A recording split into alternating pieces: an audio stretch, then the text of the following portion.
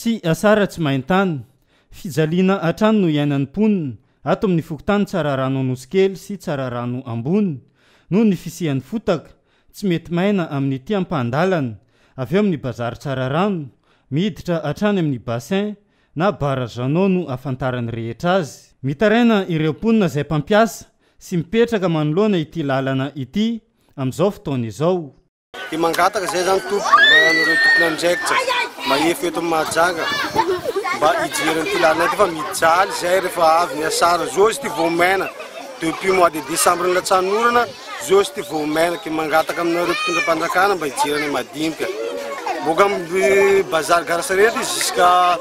aty amin'ny barazanao zany tena ratsy misy lalana io rehefa avy ny asara tena manianga zipo araka ny tenenindreo angatany aminareo mpitondra fanjakana ireo malalanay misy la propagande ndreo mandalo eto rehefa lany ndreo tsy hita ndreo mandalo eto direo malalanay ma